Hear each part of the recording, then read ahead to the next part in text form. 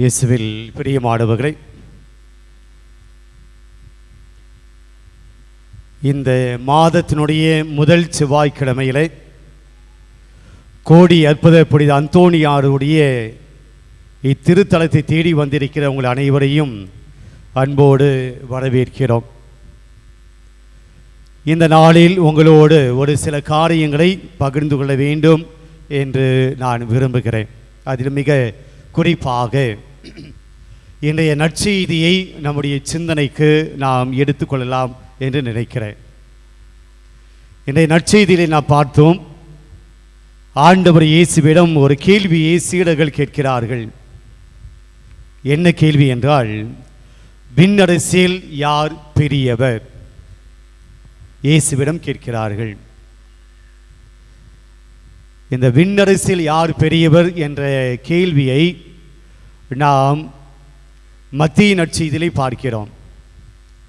இதே பகுதியை மார்க்கு நற்செய்தி, லூக்கா நற்செய்தியை பார்க்கிற போது இந்த விவாதம், இந்த பகுதி வெவ்வேறு வித்தியாசமாக கொடுக்கப்பட்டிருப்பதை நாம் பார்க்கலாம். இன்னைக்கு நாம் மத்திய நற்செய்தி 18ஆம் அதிகாரத்திலிருந்து வாசித்திருக்கிறோம். விண்ணரசில் யார் பெரியவர் என்று இயேசுவிடம் சீடர்கள் கேட்கிறார்கள். இயேசு ஒரு குழந்தையை அழைத்து, சிறு பிள்ளையை போல நீங்கள் மாறாவிட்டால் விண்ணரசில் நீங்கள் நுழைய முடியாது. சிறு குழந்தையை போல் யார் தன்னை மாற்றிக் கொள்கிறார்களோ அவர்களை விண்ணரசில் பெரியவர் என்று சொல்லுகிறார். ஆனால் இந்த பகுதியை மார்க்கு நற்செய்தியை பார்க்கிற போது அல்லது லூக்கா நற்செய்தியை பார்க்கிற போது அங்கே நாம் பார்க்கிறோம், அவர்கள் தங்களுக்குள் யார் பெரியவர் என்று விவாதம் செய்தார்கள். வழியிலே பேசிக்கொண்டு வந்தார்கள். இயேசு கேட்கிறார், நீங்கள் வழியிலே வருகிற போது எதை பற்றி வாதாடி கொண்டு வந்தீர்கள் என்று கேட்கிறார். அவர்கள் தங்களுக்குள் யார் பெரியவர் என்று வாதாடி கொண்டு வந்தார்கள் என்று அங்கே நற்செய்தி சொல்கிறது. அப்போது இயேசு அவர்களை பார்த்து சொல்கிறார், நீங்கள் குழந்தையை போல் மாறாவிடில் நீங்கள் விண்ணரசில் நுழைய முடியாது என்று அங்கு பதில் சொல்லுகிறார். பாருங்க, சீடர்கள் தங்களுக்குள் யார் பெரியவர் என்று விவாதிக்கிறார்கள். எந்த சூழ்நிலையில் விவாதிச்சாங்க? எந்த சூழ்நிலையில அவங்க இதை பற்றி பேசிக்கிறாங்க? யார் பெரியவன், நீயா நானா அப்படின்னு சொல்லி எந்த சூழ்நிலையில்? அது நான் பார்க்க இந்த பகுதிக்கு முன்னாடி பார்க்கிற போது இயேசு தன்னுடைய பாடுகளை பற்றி சொல்றார். தான் காட்டி கொடுக்கப்படுவார், கைது செய்யப்பட வேண்டியிருக்கும். தலைமை குருக்கள், மூப்பர், அறிஞர்களால் கைது செய்யப்பட்டு அவர் கொலை செய்யப்படுவார். 3வது நாளில் அவர் உயிர்த்தெழுவார் என்று தன்னுடைய சாவை பற்றி, தன்னுடைய பாடுகளை பற்றி தன்னுடைய சீடர்களிடம் முதல் தடவை சொல்றாரு. 2வது தடவை சொல்றாரு. 16ஆம் அதிகாரத்திலே முதல் தடவை சொல்லுவார். 17ஆம் அதிகாரத்தில் 2வது தடவை சொல்லுகிறார். 18வது அதிகாரத்தில் தங்களுக்குள் யார் பெரியவன் என்று பேசிக் கொள்கிறார்கள். சீடர்கள் பாருங்க, தன்னுடைய தலைமை இயேசு நான் மரிக்க போகிறேன், சாக போகிறேன், இறக்க போகிறேன்னு சொல்கிற போது அதை பற்றி அவர்கள் ஒன்றும் கவலைப்படாமல், அடுத்தது யாரு, நீயா நானா? நான் மதிய கூட சொன்னேன், அன்னை எப்போ சாவம், திண்ணை எப்போ காலியாகும். எவனோ ஒருத்தர் செத்தான உடனே நாம் ரெடியாக இருக்கிறது அந்த பதவிக்கு, அந்த போஸ்ட்டுக்கு. எப்போ சாவான், நாம் அதை பிடிக்கலாம். இன்றைய நிலை அப்படியாகத்தான் இருக்கிறது. பிரியமானவரே, ஒரு சீடர் கூட நினைச்சாங்க, இயேசுனுடைய இறப்புக்கு பின்னாடி யார் தலைமை தாங்குவது, யார் பெரியவனாக இருப்பது என்னை கேட்குறாங்க. யார் பெரியவன்? சீடர்களுக்கு மட்டும் இல்லைங்க, இன்னைக்கு நம்ம எல்லாருக்குமே இருக்கக்கூடிய மிகப்பெரிய ஏக்கம், தாகம், பெரிய எதிர்பார்ப்பு என்னவென்றால், யார் பெரியவன்? எல்லாருமே நாம் பெரியவன் என்று நினைக்கிறோம். நான் தான் முதல் ஆள், நான் தான் முதல்வன், நான் தான் பெரிய ஆள், நான் தான் ஃபஸ்ட்டு, நான் தான் பெஸ்ட்டு என்று நாம் நினைக்கக்கூடிய காலத்தில் இருக்கிறோம். பிரியமானவர்களே, இயேசு சொல்கிறார், குழந்தையை போல மாறுங்க, குழந்தையை போல இருங்க, தாழ்ச்சியோடு இருங்கள். இன்னைக்கு தாழ்ச்சியை பற்றி சிந்திப்போம். தாழ்ச்சி என்பது என்ன? இந்த தாழ்ச்சியினுடைய பயன் என்ன? முதல்ல தாழ்ச்சி என்பதை நாம் சரியாக புரிந்து கொள்ள வேண்டும். தாழ்ச்சிக்கும் தாழ்வு மனப்பான்மைக்கும் வித்தியாசம் உண்டு. தாழ்ச்சிக்கும் தாழ்வு மனப்பான்மைக்கும் வித்தியாசம் உண்டு. தாழ்ச்சி என்பது நான் எந்த அளவுக்கு உயர்ந்தாலும், எந்த அளவுக்கு நான் மேன்மையாக வந்தாலும், சிறப்பாக வந்தாலும், எந்த ஒரு உயர்ந்த நிலைக்கு போனாலும் அது என்னுடைய உழைப்பால் மட்டுமல்ல, என்னுடைய திறமையினால் மட்டுமல்ல, இது கடவுளுடைய கிருபையும் எனக்கு உதவி செய்தவர்களுடைய ஆசீர்வாதமும் தான் என்னை இந்த மேல்நிலைக்கு உயர்த்தியது என்று நினைக்கக்கூடிய மனப்பான்மை தாழ்ச்சி. என்னால் ஒன்றும் ஆகலை, இந்த நிலை அடைவதற்கு எனக்கு எல்லாருமே உதவி செய்ததனால், மற்றவருடைய தயவும் மற்றவருடைய கிருபையும் மற்றவருடைய ஆசீர்வாதமும் கடவுளுடைய துணையும் இருந்தனால்தான் நான் இந்த மேல்நிலைக்கு வந்தேன். நான் ஒன்றுமில்லை என்று, நான் உயர்ந்த நிலையில் இருக்கிற போதும் நான் ஒன்றுமில்லை என நினைப்பது தாழ்ச்சி, பணிவு. தாழ்வு மனப்பான்மை என்பது என்ன?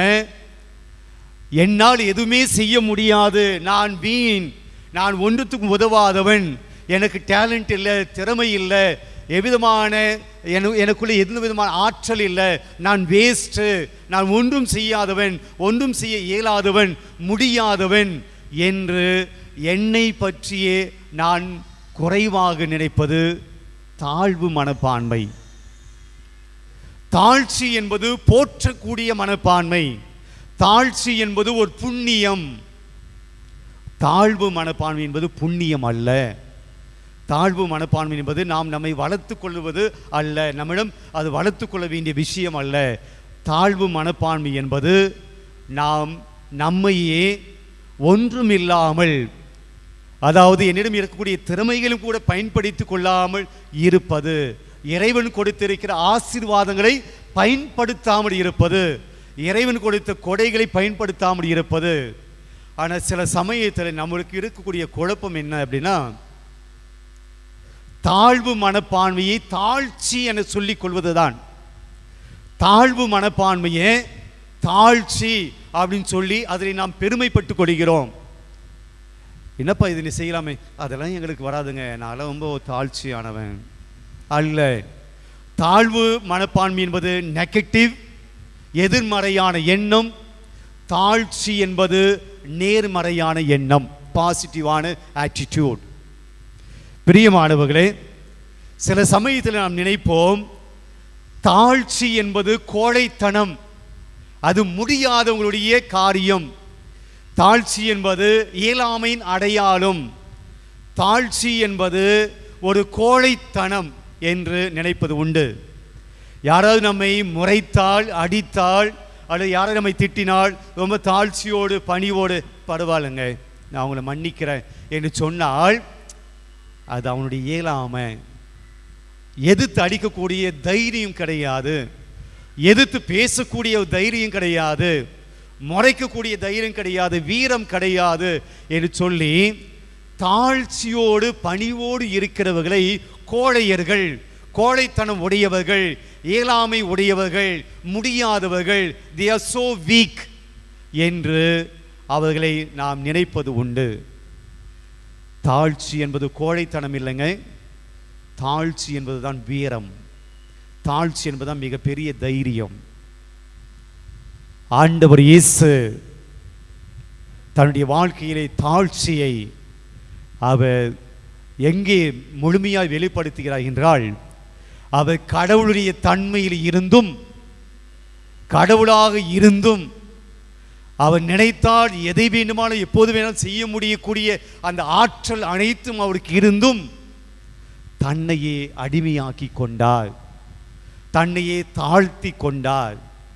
பிரியமான ஆண்டவரால் தன்னுடைய படை வீரர்களை அனுப்பி எல்லாத்தையும் ஒன்றில்லாமல் பண்ணியிருக்க முடியும், ஆனால் அவர் தாழ்ச்சியோடு நடந்து கொண்டார். எனவே தாழ்ச்சி என்பது அடிமை, தாழ்ச்சி என்பது கோழைத்தனம் அல்ல, இயலாமையின் அடையாளம் அல்ல, முடியாத அடையாளம் அல்ல. மாறாக பிரியமானவர்களே, ஒருத்தவங்களை அடிக்கலாம், செவுள் மேலே அடிக்கலாம் வச்சுங்க, நாம் திருப்பி அவனு அடிக்க நம்மால் முடியும். இல்லை ஒருவன் நம்மை ரொம்ப கேவலமாக திட்டுகிறான், அசிங்கமாக திட்டுகிறான், நம்மால் அவனை மீண்டும் திட்ட நம்மால் முடியும். அல்லது அடித்தவனை மன்னிக்க முடியும், திட்டியவனை ஒன்றும் சொல்லாமல் போக முடியும். இதில் எது ஈஸி நினைக்கிறீங்க? எது ஈஸி நினைக்கிறீங்க? ஒரு நம்மளை பார்த்து திட்டியவனை நாம் மீண்டும் திட்டுவது எளிதா? திட்டியவனை பரவாயில்ல, தெரியாமல் பண்ணிட்ட பொழுது நான் விட்டுட்டு போகிறேன், மன்னிச்சுறேன் என்று சொல்லிட்டு போவது எளிதா? எது எளிது?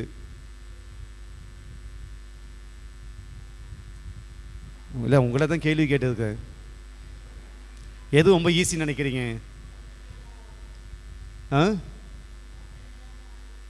அது நீங்கள் சொல்கிறீங்க. முதல்ல சொன்னது தான் ரொம்ப எளிது. திட்டியவனை மீண்டும் திட்டுவது ரொம்ப ஈஸிங்க, ரொம்ப ஈஸி. திட்டியவனை நானும் திட்டுவது ரொம்ப ஈஸி, அதில் என்ன பெரிய கஷ்டம்? ஆனால் திட்டியவனை நான் திட்டாமல் போவது தான் கடினம். அதுக்கு தான் தைரியம் வேணும், அதுக்கு தான் துணிவு வேண்டும், அதுக்கு தான் வீரம் வேண்டும். நீ என்னை திட்டினாலும் உன்னை போல நான் ஆக மாட்டேன். நீ நாயை போல குலைத்தான் நான் நாய் போல ஆக முடியாது. நான் மனுஷன் போல இருப்பேன், நான் கிறிஸ்தவனை போல இருப்பேன்.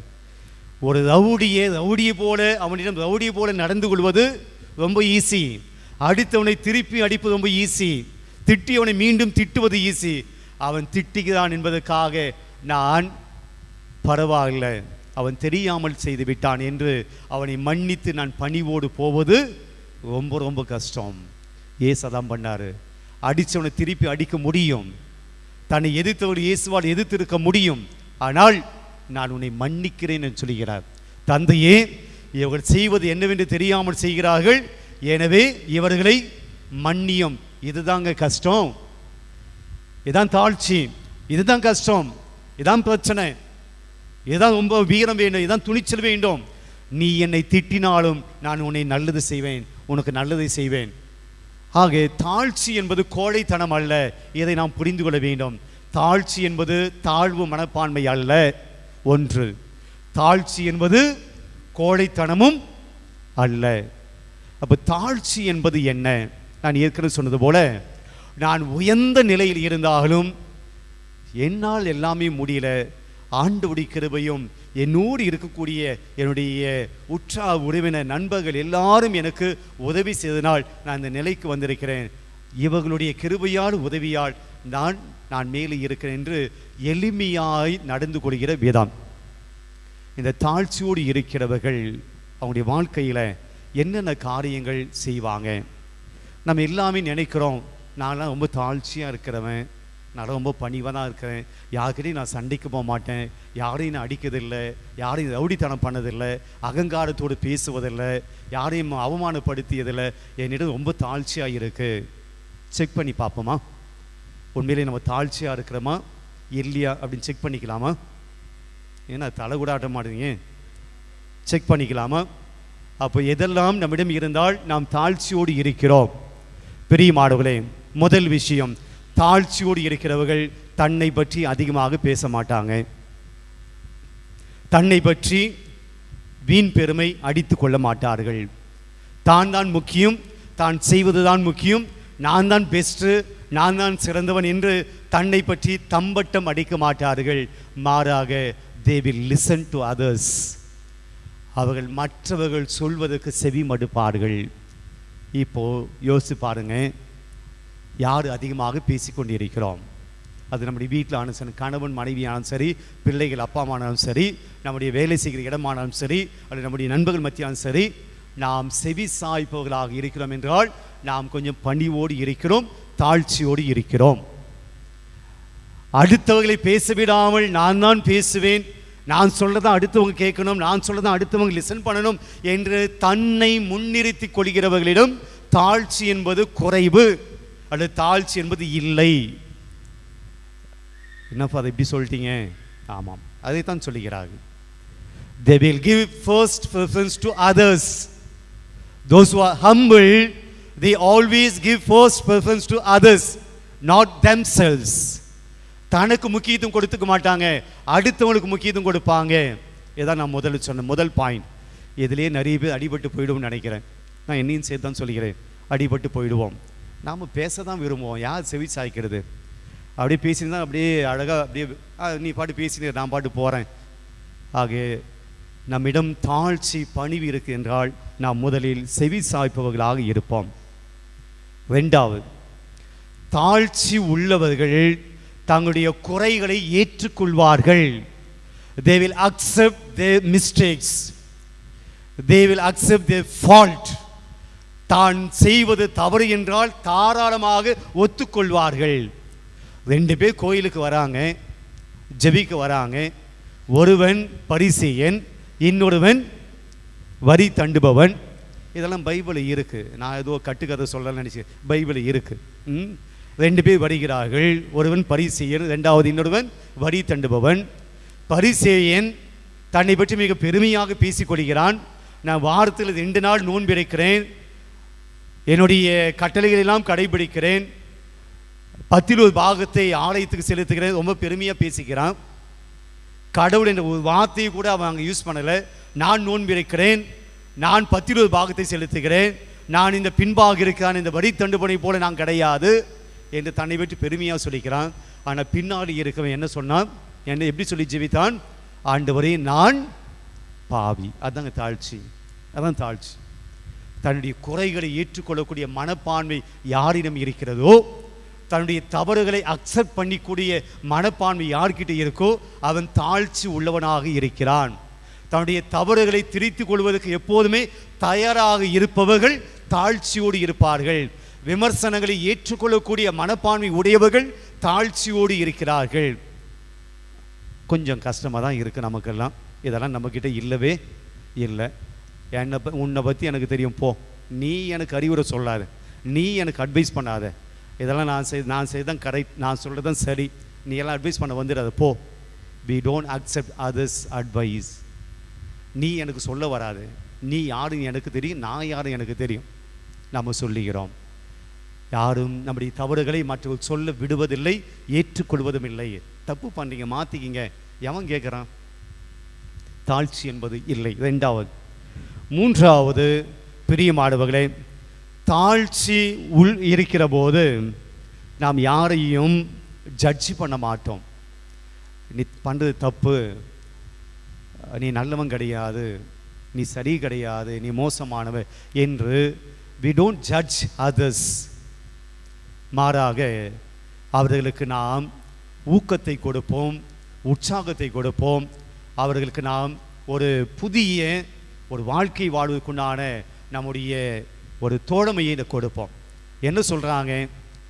தாழ்ச்சி உடையவர்கள் they don't blame others but they will help others. தப்பு பண்ணவனை பார்த்து நீ இப்படி தான்டா, நீ உருப்பட மாட்ட, உன்னை பற்றி எனக்கு தெரியும், உன் பொறுப்பு அப்படி தான், உன் குடும்பம் அப்படி தான் என்று அடுத்தவளை ஜட்ஜ் பண்ண மாட்டாங்க. மாறாக இந்த தடவை தப்பு பண்ணியிருக்க, பரவாயில்ல, நெக்ஸ்ட் டைம் நீ சரியாக பண்ணுவ, they will help others to grow. இது தாழ்ச்சி உள்ளவர்களிடம் இருக்கும் என சொல்லுகிறார்கள். 3வது, பிரியமானவர்களே, நிறைய சொல்லிட்டு போல நான் நிறைவு செய்கிறேன். தாழ்ச்சியோடு இருந்தால் எனக்கு என்ன நடக்கும்? இந்த உலகம் தாழ்ச்சியோடு இருக்கவளும் மதிக்கலை, தாழ்ச்சியோடு இருக்க பணிவோடு இருக்கவளை யாரும் மதிக்க மாட்டாங்க. என் தாழ்ச்சியாக இருந்து என்ன பிரயோஜனம்? பிரியமானவர்களே, பேதுரு எழுதிய திருமுகம் 1ஆம் அதிகாரம் 5வது இறைவார்த்தை, 5வது அதிகாரம் 5வது இறைவார்த்தை, 6வது இறைவார்த்தை. விவிலியம் இருந்தால் எதை வாசிங்க, நாம் நிறைவுக்கு வருவோம். 1 பேதுரு 5ஆம் அதிகாரம் 5வது வசனம் 6வது வசனம். பைபிள் எடுக்கலாமா வேணாவா? சரி, நானே படிச்சிடுறேன். இளைஞர்களே, நீங்கள் முதியவர்களுக்கு பணிந்திருங்கள். ஒருவர் மற்றவரோடு பழங்கும் போது எல்லாரும் மனத்தாழ்மையை கொண்டிருங்க, ஆடையாய் அணிந்திருங்கள். எங்கள் தாழ்ச்சியை பற்றி தான் பேதுரு பேசுகிறார். மனத்தாழ்ச்சியோடு ஆடையை அணிந்திருங்கள், மனத்தாழ்ச்சி என்கிற ஆடையை அணிந்திருங்கள். அடுத்த வாக்கியம் முக்கியமானது. ஏனெனில் செருக்குற்றோரை கடவுள் இகழ்ச்சியுடன் பார்க்கிறார், நோக்குவார். ரொம்ப கேவலமாக பார்ப்பாராம் கடவுள்.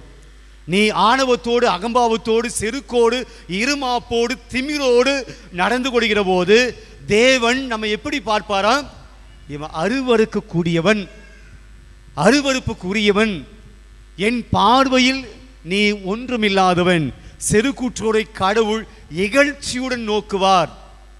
தேவையா இது நமக்கு? கடவுள் நம்ம இகழ்ச்சியோடு, இவனை ஏண்டா படைச்சோம், இவன் எதுக்கு இந்த உலகத்தில் இருக்கிறான், கடவுள் நம்ம இகழ்ச்சியோடு பார்க்கிறார். அடுத்த வாக்கியம், தாழ்நிலையில் உள்ளவர்களுக்கோ கடவுள் கருணை காட்டுவார். தாழ்ச்சியோடு இருக்கிறவர்களுக்கு ஆண்டவர் இரக்கத்தை காட்டுகிறார், கருணை காட்டுகிறார். நாம் நினைக்கிறோம் தாழ்ச்சியோடு இருக்கிற இந்த உலகம் மதிக்காது, என் கூட பணி சேவையில் என்னை மதிக்க மாட்டாங்க, ஏறி மிதிச்சுட்டு போயிட்டே இருப்பாங்க, என்னை அவமானப்படுத்துவாங்க, கோடை என சொல்லுவாங்க, முடியாதவன் சொல்லுவாங்க, இயலாதவன் சொல்லுவாங்க, இந்த உலகம் சொல்லும். ஆனால் ஆண்டவர் என்ன சொல்றாரு? ஆணவத்தோடு அகம்பாவத்தோடு இருக்கவனை ஆண்டவர் வெறுக்கிறார், இகழ்ச்சியோடு நோக்குகிறார். ஆனால் தாழ்ச்சியோடு இருக்கவனை பார்த்து ஆண்டவர் கருணை கொள்கிறார், இரக்கம் கொள்கிறார். 6வது வசனம் படிங்க. ஆகையால் கடவுளுடைய வல்லமைமிக்க கரத்தின் கீழ் உங்களை தாழ்த்துங்கள். ஆண்டவருக்கு முன்னாடி நான் ஒண்ணுமே இல்லைன்னு சொல்லுங்க, தாழ்த்துங்கள். அப்போது அவர் ஏற்ற காலத்தில், உனக்கு கொடுக்க வேண்டிய காலத்தில், உன்னை உயர்த்த வேண்டிய காலத்தில், உன்னை மேன்மைப்படுத்த வேண்டிய காலத்தில், உனக்கு அவசியமான நேரத்தில் ஆண்டவர் உன்னை உயர்த்துவார். மக்கள் உயர்த்த மாட்டாங்க, இந்த உலகம் உயர்த்தாது. ஆனால் நீ தாழ்ச்சியோடு இருந்ததனால், பணிவோடு நடந்து கொண்டதனால் ஆண்டவர் ஏற்ற காலத்தில் உனக்கென ஒரு டைம் வருகிற போது, உனக்கென ஒரு நேரம் வருகிற போது கடவுள் உன்னை மேலே வச்சு பார்ப்பார். மற்றவர்களாம் உங்களை மேலிருந்து கீழிருந்து மேலே ஒன்று பார்ப்பாங்க. ஆக ஏற்ற காலத்தில் கடவுள் உங்களை உயர்த்துவார். இதுதான் ஆண்டவர் கொடுக்கிற ப்ராமிஸ். தாழ்ச்சியோடு இருக்கிறவர்களுக்கு ஆண்டவர் கொடுக்கிற ப்ராமிஸ். பிரியமானவர்களே, தாழ்ச்சியோடு நீங்கள் எப்போ மாறுகிற போது அப்போதான் நீங்கள் விண்ணரசுக்கு உரியவர்கள் என்று சொல்கிறார். நம்ம மோட்சத்துக்கு போகிறதுக்கு நம்மக்கிட்ட என்ன இருக்கணுமா? நீங்கள் ரொம்ப தாழ்ச்சியோடு இருக்கிறீங்க, ரொம்ப பணிவோடு இருக்கு, பதில் கூட நாங்கள் சொல்ல மாட்டோம் ஃபாதர், அவ்வளோ தாழ்ச்சி ஃபாதர், அவ்வளோ பணி ஃபாதர், நாங்கள் எதிர்த்தெல்லாம் பேச. விண்ணகம் போகிறதுக்கு நமக்கு என்ன இருக்கணுமா? தாழ்ச்சி இருக்கணும். தாழ்ச்சியோடு நடந்து கொள்ள இதை திருப்பலியிலே நாம் வேண்டுவோம்.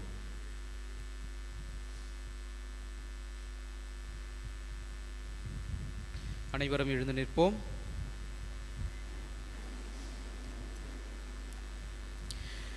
இறைவனது பேன்பர் கூறியவரும் நமது தேவைகளை இறைவனிடம் வல்லமையோடு பரிந்து பேசுபவருமான